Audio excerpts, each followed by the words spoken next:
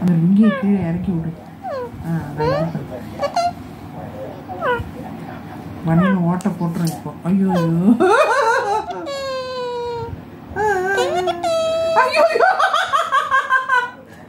ஒரே கடியில எப்படி ஓட்ட போட்டுச்சு பாரு.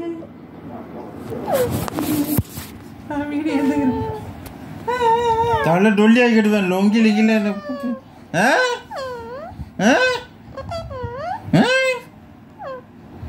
அப்பா பனின ஓட்ட போட்டேன்.